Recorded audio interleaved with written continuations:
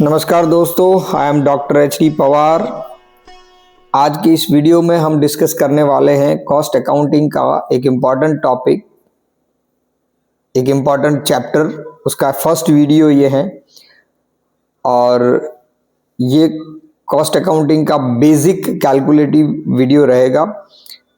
आगे बढ़ने से पहले सबसे एक रिक्वेस्ट है कि अगर चैनल पे नए हैं तो चैनल को सब्सक्राइब कर दीजिए, क्योंकि इससे हमें मोटिवेशन मिलता है और नई वीडियो बनाने का। एक छोटी सी वीडियो रहेगी और इसमें हम एक सिंपल सा एग्जाम्पल कैलकुलेट करेंगे कॉस्ट अकाउंटिंग कॉस्ट शीट का, यूनिट कॉस्टिंग में जो कॉस्ट शीट आती है कॉस्ट शीट का, और थोड़ी सी बेसिक थियरी उसके बारे में भी बात करने वाले हैं। तो वीडियो को पूरा देखिएगा और अगर वीडियो पसंद आए तो वीडियो को लाइक करिएगा और शेयर करिएगा ताकि हमें मोटिवेशन मिलता रहे। और अगर आपको ये वीडियो पसंद आती है तो उसके आगे ये वीडियो जितनी चलेगी उसके बेस्ड पे हम कुछ और नई वीडियोस, इसके आगे की वीडियोस या आगे के एग्जांपल्स भी हम बनाएंगे।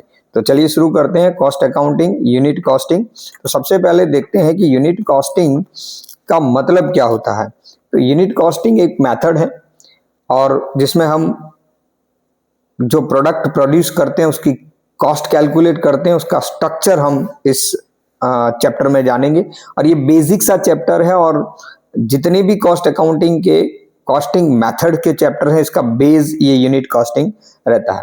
तो सबसे पहले मीनिंग देख लेते हैं कि unit costing is the form of process costing under which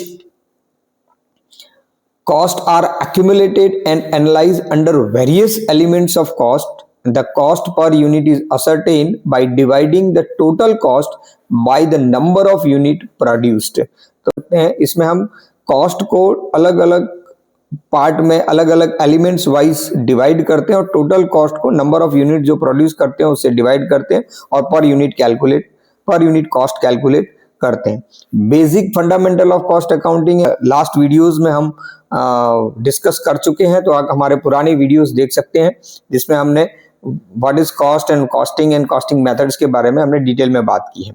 this costing method of cost accounting is used in those industries which have the following features. ये फीचर्स हैं। सबसे पहला फीचर्स है production consist of a single product or a few varieties of the same product with variations in size, shape, quality। यानी कि अगर आप एक ही प्रोडक्ट सिंगल प्रोडक्ट अगर बनाते हो और उसकी कुछ वेरिएशन के साथ उसको बनाते हो तो ये मेथड ऑफ कॉस्टिंग जो है वो यूज होती है और इसको सिंगल आउटपुट कॉस्टिंग भी हम बोलते हैं। प्रोडक्शन यूनिफॉर्म होना चाहिए और कंटिन्यूस होना चाहिए। A unit of output are identical. जो आउटपुट आपका या प्रोडक्शन जो होगा वो आइडेंटिकल यानी एक समान होना चाहिए।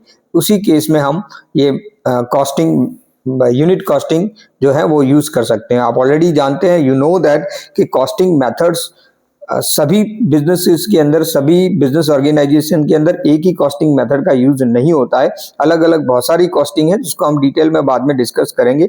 Unit costing, job costing, batch costing, contract costing, operating costing already हम डिस्कस कर चुके हैं हमारे बेसिक फंडामेंटल में, लेकिन आज हम बात कर रहे हैं सिर्फ और सिर्फ यूनिट कॉस्टिंग की। तो यूनिट कॉस्टिंग इन तीन सिचुएशन के अंदर आप बिजनेस, अगर ये तीन कंडीशंस फॉलो होती हैं तो ही आप यूनिट कॉस्टिंग का यूज कर सकते हैं। सेकेंड थिंग कि this method of costing is suitable in the following industries. तो आगे जो हमने फीचर्स डिस्कस किए उसके बेसिस पे अगर बात करें तो ब्रिक मेकिंग इंडस्ट्री यानी ईंट बनाने के उद्योग में, सीमेंट इंडस्ट्रीज में, स्टील इंडस्ट्रीज में, फ्लोर मिल में, पेपर मिल में, beverages, dairies, quarries, sugar mills, इन सारे बिजनेसेस के अंदर हम यूनिट कॉस्टिंग का यूज कर सकते हैं और या ऐसे कह सकते हैं कि इन बिजनेसेस को, इन इंडस्ट्रीज को ये यूनिट कॉस्टिंग सुटेबल रहती है। अब बात करते हैं कॉस्ट यूनिट की। कॉस्ट यूनिट का मतलब होता है कि जिससे हम टोटल कॉस्ट को डिवाइड करते हैं, यानी कॉस्ट यूनिट ये सबसे इंपॉर्टेंट पॉइंट होता है। यूनिट कॉस्टिंग में जो नॉर्मली कॉस्ट यूनिट होते हैं, तो अगर हम पेट्रोल डीजल की बात करें तो पर लीटर, प्रिंटिंग की बात करें तो पर 1000 इंप्रेशन, पेंसिल की बात करें तो पर डजन, पेपर की बात करें तो पर रीम, गोल्ड पर 10 ग्राम, पर ग्राम, सिल्वर पर किलोग्राम, आयरन पर टन, सीमेंट पर बैग। इस तरीके के कॉस्ट यूनिट हम पहले डिसाइड करते हैं और फिर टोटल कॉस्ट को उस यूनिट से हम डिवाइड करते हैं। अगर हम कॉस्ट यूनिट कॉस्टिंग की बात करें तो यूनिट कॉस्टिंग में हमें एक शीट बनानी होती है जिसे कॉस्ट शीट बोलते हैं। फाइनेंशियल अकाउंटिंग में हम बैलेंस शीट बनाते हैं, लेकिन कॉस्ट अकाउंटिंग में कॉस्ट शीट बनाई जाती है जिसमें हम कॉस्ट को अलग अलग हेड में एनालाइज करके उसको सिस्टमेटिकली अरेंज करते हैं। तो ये जो डायग्राम है वो आपको दिख रहा है कि कॉस्ट की टाइप सबसे पहले प्राइम कॉस्ट आता है जिसमें डायरेक्ट मटेरियल, डायरेक्ट लेबर और डायरेक्ट एक्सपेंसेस को टोटल करते हैं। इस प्राइम कॉस्ट में हम फैक्ट्री ओवरहेड्स मिलाते हैं तो उसको हम फैक्ट्री कॉस्ट बोलते हैं। फैक्ट्री कॉस्ट के बाद फैक्ट्री कॉस्ट में हम ऑफिस के ओवरहेड, एडमिनिस्ट्रेशन ओवरहेड मिलाते हैं तो उसको हम प्रोडक्शन कॉस्ट बोलते हैं। प्रोडक्शन कॉस्ट में हम सेलिंग के ओवरहेड, सेलिंग एंड डिस्ट्रीब्यूशन के ओवरहेड मिलाते हैं तो उसको हम कॉस्ट ऑफ सेल्स बोलते हैं और फिर उसमें प्रॉफिट ऐड करते हैं तो हमारा सेलिंग प्राइस बनता है। तो सिंपली हम बोल सकते हैं कि टोटल कॉस्ट मिला के फिर उसमें प्रॉफिट मिलाते हैं तो सेलिंग प्राइस। तो it is a systematic way to determine the selling price. तो ये कॉस्ट शीट जो होती है वो हमारे बनानी पड़ती है। तो कॉस्ट शीट क्या है उसके बारे में डिटेल में हम बाद में नेक्स्ट वीडियो के अंदर डिस्कस करेंगे, ये वीडियो लंबी हो जाएगी। आज इस एग्जाम्पल में इस वीडियो में हम छोटा सा एग्जाम्पल यूनिट कॉस्टिंग यानी कि कॉस्ट शीट बनाने का लेंगे जिसमें सिंपली सारी चीजें दे रखी होंगी और किस तरीके से उसको हम अरेंज करते हैं, कॉस्ट शीट का बेसिक फॉर्मेट क्या होता है उसके बारे में हम बात करेंगे। तो ये प्राइम कॉस्ट हमने देख लिया, फैक्ट्री कॉस्ट, प्रोडक्शन कॉस्ट, यानी जो सिस्टम है उसमें प्राइम कॉस्ट से लेके सेलिंग प्राइस तक हम आते हैं। अब बात करते हैं आगे कॉस्ट शीट की। कॉस्ट शीट ही बनानी होती है यूनिट कॉस्टिंग के अंदर। कॉस्ट शीट क्या है तो सीमा लंदन टर्मिनोलॉजी कॉस्ट शीट को इस तरीके से डिफाइन करते हैं कि a document which provides for assembly of the detailed cost of A centre और कॉस्ट यूनिट, यानी कि जहां पर हम सारी कॉस्ट को सिस्टमेटिकली एक जगह पे अरेंज करते हैं, असेंबल करते हैं, उसको हम कॉस्ट शीट कहते हैं। Cost sheet is a statement showing various components of the total cost output of a particular product और service produced during the particular period.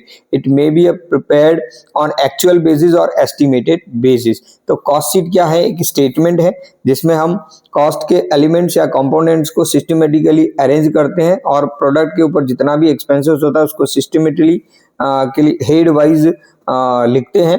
और इट मे बी प्रिपेयर, ये एक्चुअल बेसिस पे भी बनता है या फिर एस्टिमेटेड बेस पे भी बनता है। किसी एक समय के लिए, किसी एक प्रोडक्ट के लिए हम कॉस्ट शीट बनाते हैं। Cost sheet serves the following purpose. ये सारे पर्पसेस कॉस्ट शीट में कॉस्ट शीट बनाने से हमारे पूरे होते हैं। पहला, it reveals the total cost and cost per unit of the goods produce. ये जो गुड्स आप प्रोड्यूस करते हैं उसकी टोटल कॉस्ट बताते हैं। It disclose the breakup of total cost into the different element of cost. ये कॉस्ट को अलग अलग हेड वाइज ब्रेकअप कहाँ पे होता है कॉस्ट का वो बताती है।